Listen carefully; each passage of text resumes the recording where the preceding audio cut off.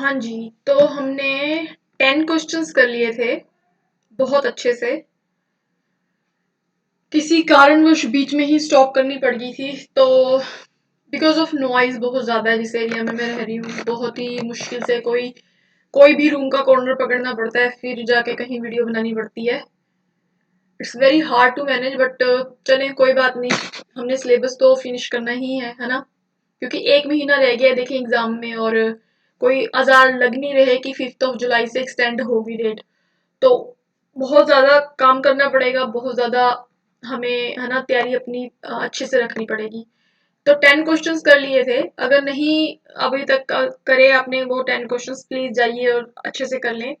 उसी को मैं कंटिन्यू रख रही हूँ, 10 क्वेश्चंस और कर लेंगे। तो देखते हैं, ठीक है। आगे 11th क्वेश्चन आज का, an example of effective problem strategies, मतलब इफेक्टिव प्रॉब्लम स्ट्रेटजी क्या होगी। मतलब हमने कोई प्रॉब्लम सॉल्व करनी है तो क्या करना चाहिए हमें कि उस प्रॉब्लम पर कोई ध्यान ना दे, नॉट पेइंग एनी टेंशन। ठीक है भाई, कोई ध्यान ही नहीं देते, चलो प्रॉब्लम कैसे सॉल्व होगी फिर। फंक्शनल फिक्स्डनेस, इस टर्म को समझ लें। Focusing on only conventional function of an object. इसको एग्जांपल देके समझाती हूँ। जैसे मान लो एक स्टेपलर है, स्टेपलर हम सोचते हैं कि पेपर को ही मतलब है ना जोड़ सकता है, बट एक फंक्शनल फिक्सनेस होगी कि स्टेपलर का काम वही है। फंक्शनल फिक्सनेस होगी कि किसी एक चीज का काम हम वही सिर्फ समझ लेते हैं कि स्टेपलर का काम पिन्ने लगाना है। पर कई लोग आजकल देखें आप, स्टिचिंग भी करने लग गए हैं स्टेपलर से, तो डिफरेंट डिफरेंट काम हो सकते हैं। फंक्शनल फिक्सनेस का मतलब यह है कि आप अगर एक ही चीज से एक ही काम की उपेक्षा करते हैं तो। Response set getting stuck on one way of representing a problem. आपके पास वो प्रॉब्लम को रिप्रेजेंट मतलब एक तरह से समझने का सिर्फ एक ही तरीका है, ठीक है। आगे at fourth option, means end analysis dividing the problem into number of sub goals. तो ये देखें, यही ऑप्शन बिल्कुल सही आंसर है। क्यों है? ऑप्शन पढ़ते पढ़ते ही हमें पता चलता है, अगर हम सारे ऑप्शंस को समझ के चलते हैं। मैं बार बार इस बात पे फोकस करती हूँ कि क्वेश्चन पढ़ना तो चलो ठीक है, कई बार क्वेश्चन हमें टफ भी लग सकता है, पर अगर हम ऑप्शंस को समझ लेते हैं तो आंसर फाइंड आउट करना बहुत आसान हो जाता है। सिंपल है कि कौन सी प्रॉब्लम को जो सॉल्व करने के लिए कौन सी स्ट्रेटजी या कोई भी टेक्निक इफेक्टिव होगी। वो ये होगी, हम कोई भी प्रॉब्लम लें, उसको छोटे छोटे पार्ट्स में बांट दें और फिर उसका एनालिसिस कर लें, ठीक है ना। तो वो प्रॉब्लम जल्दी सॉल्व हो जाएगी, ना कि हम उसे इग्नोर कर दें या फंक्शनल फिक्सनेस कर लें या फिर प्रॉब्लम को सिर्फ एक ही तरीके से रिप्रेजेंट करें। तो ये तीनों ऑप्शन बिल्कुल गलत थे। फोर्थ ऑप्शन बिल्कुल इसका राइट आंसर है। ठीक है, अगला देख लेते हैं। How can teachers deal with children who are non attentive in the classroom. एक अध्यापिका है, वो ऐसे बच्चों से कैसे डील करेगी जो क्लास में बिल्कुल ध्यान नहीं दे रहे। Ask the children to go out of the class, बच्चों को कहेगी क्लास से बाहर चले जाएं। Scold them frequently in front of the entire class, सारी क्लास के सामने बच्चों को डांट डपट लगाएगी। जब उनसे talk to them and find out the reasons for their disinterest, या फिर उनसे बात करेगी और उनकी जो अरुचि है, जो वो इंटरेस्ट नहीं ले रहे, उसका कारण जानेगी। या फिर क्या करेगी, उनको बहुत सारा काम दे देगी, होमवर्क है ना, लॉट ऑफ वर्कशीट्स दे देगी, भी ये काम कर लो। तो देखिए ऑप्शंस पढ़ने से ही पता चल रहा है कि टीचर स्कोल्ड या बच्चों को बाहर जाने के लिए नहीं कहेगी। टीचर का काम है कि बच्चों का इंटरेस्ट बनाए रखे, उनसे बात करे और उनसे उनकी प्रॉब्लम्स पूछे, है ना, so that she can sort out their problems.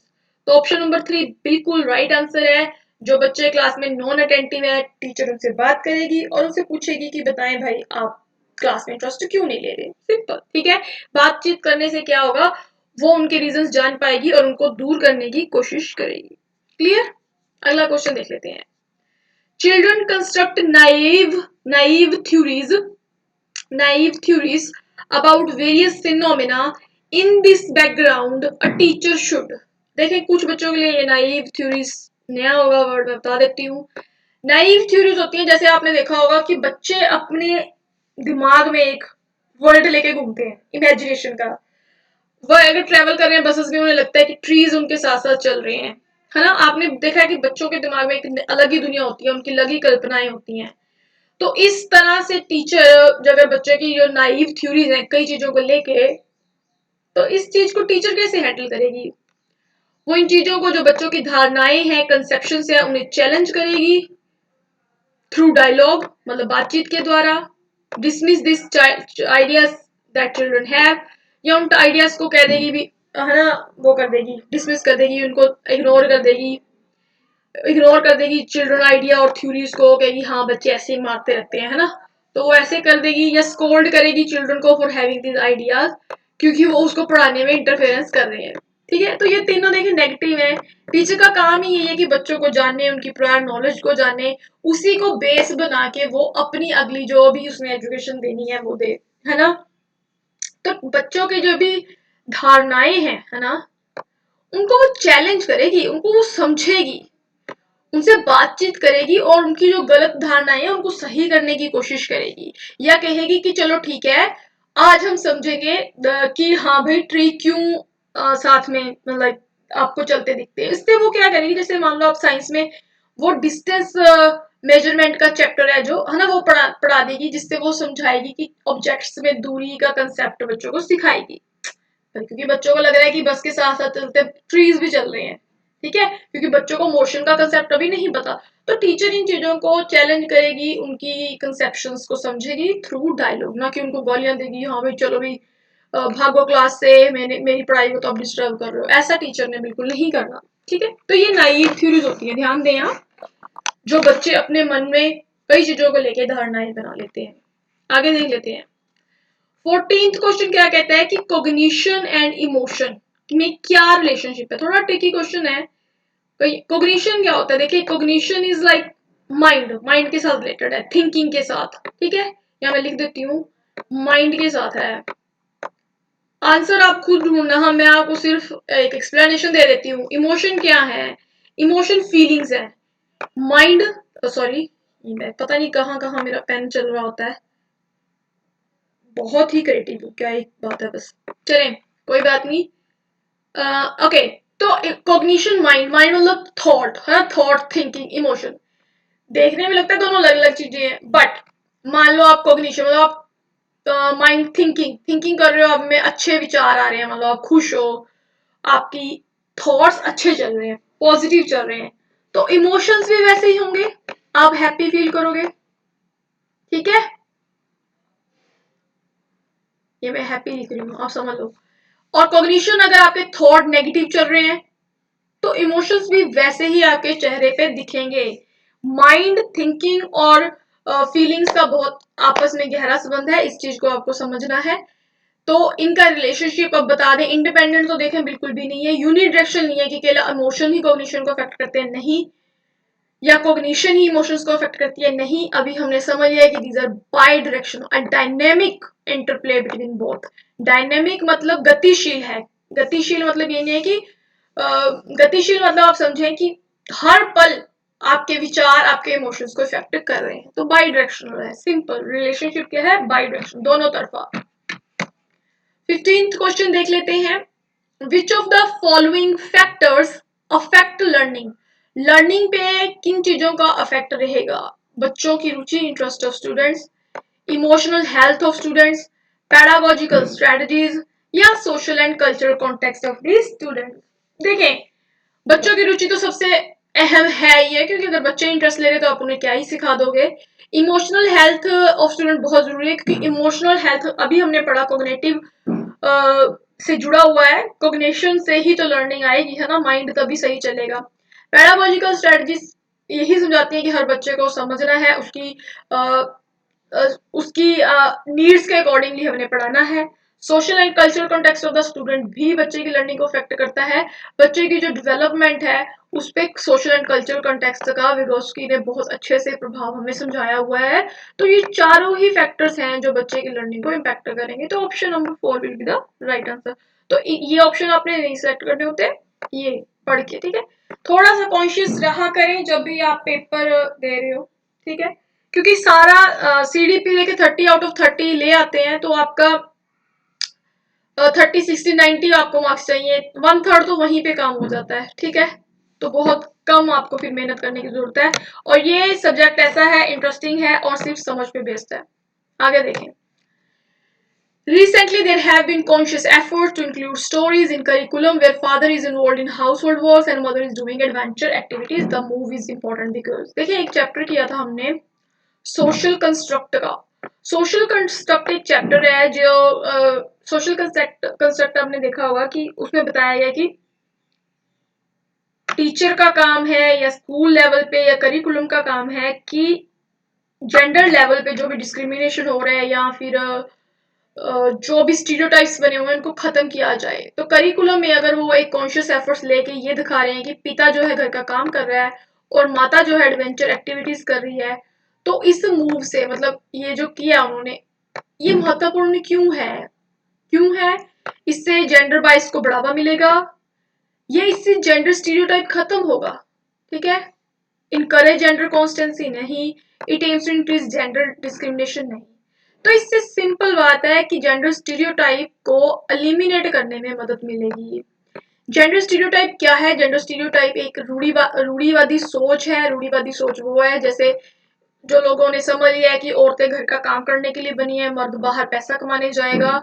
उस सोच को खत्म करने के लिए इन्होंने फादर और मदर का रोल डिफरेंट करके करिकुलम में ऐड किया है। सिंपल, ठीक है। तो जेंडर स्टीरियोटाइप वही है जिसमें हम एक सोच बना लेते हैं, उसको फिर चेंज नहीं करते। ठीक है, तो ये ऑप्शन 2 इसका राइट आंसर है। 17th क्वेश्चन देख लेते हैं। कहते विगोस्की ने कहा है कि जब when adults adjust the support to extend the child current level of performance it is called. अगर सिंपल भाषा में समझे तो वो कह रहे हैं कि जब एक बड़ा आदमी एक बच्चे का जो करंट लेवल मौजूदा उसकी स्थिति है सीखने की, उसको अगर कोई हेल्प दे रहा है तो उसको क्या कहेंगे? डिस्कवरी लर्निंग कहेंगे, जेपीडी कहेंगे, स्कैफोल्डिंग कहेंगे या इंटर सब्जेक्टिविटी कहेंगे? फर्स्ट और फोर्थ ऑप्शन तो बिल्कुल ही नेग्लेक्ट हो जाता है क्योंकि हमने विगोस्की की थ्योरी में ऐसा कुछ पढ़ा नहीं है। हमने जेपीडी और स्कैफोल्डिंग के बारे में जरूर पढ़ा है। थोड़ा सा जेपीडी के बारे में समझ लेते हैं। ये बच्चा है मान लो, ठीक है, यहाँ पे ये बच्चा है, वो उसका लेवल इतना ही है। ये वो एरिया है जहां पे वो इम्प्रूव कर सकता है। तो ये एरिया है जेपीडी, मतलब जोन ऑफ प्रॉक्सिमल डेवलपमेंट है। ये वो एरिया है वो जहां पे पहुंच सकता है, पर वो पहुंचेगा कैसे? किसी की हेल्प से। ठीक है, वो हेल्प क्या कहलाएगी? Simple, scaffolding. ठीक है, वेरी सिंपल, कंफ्यूज नहीं होना होता। जेपीडी एक एरिया है, स्कैफोल्डिंग एक तरह से हेल्प है। जेपीडी वो एरिया जिसमें बच्चा अपना आगे बढ़ सकता है। मान लो एग्जांपल देती हूँ, बच्चा साइकिल चलाना सीख रहा है, वो जेपीडी है कि बच्चा साइकिल चलाना सीख सकता है पर अभी वो हैंडल होल्ड कर रहा है। मान लो उसके पापा ने पीछे से उसका कैरियर पकड़ लिया साइकिल का, हेल्प दे दी पापा ने, तो वो हेल्प क्या थी? स्कैफोल्डिंग थी। ठीक है, तो यही पूछ रहे हैं according to Vygotsky when adults adjust the sport to extend the child's current level of performance it is called scaffolding। ठीक है, चलें। According to Jean Piaget's theory of cognitive development, hypothetic deductive reasoning develops during। hypothetic deductive means hypothesis यानी कि imagination, reasoning develops कब होती है? Gene पियाजे ने आपको पता है 4 स्टेजेस दी हैं।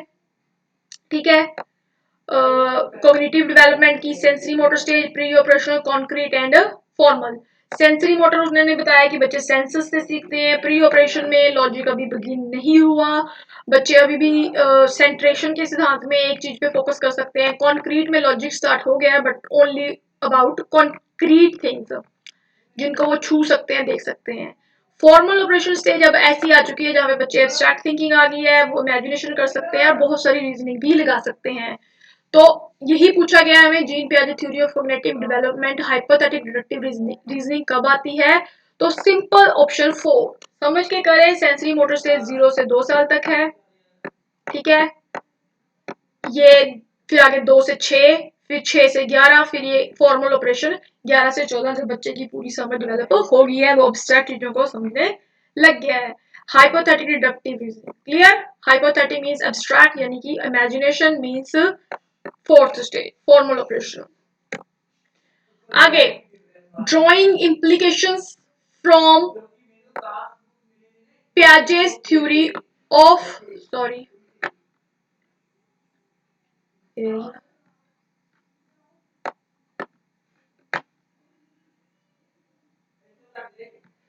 Drawing implications from Piaget's theory of cognitive development, a teacher of grade 6 to 8 in his classroom. ध्यान दें, छठी से लेके 8वीं तक का बच्चा कितने साल का होगा? 11 से 14 साल तक होगा, ठीक है। और 11 से 14 साल तक की उम्र कौन सी होती है? फॉर्मल ऑपरेशन होती है, ठीक है।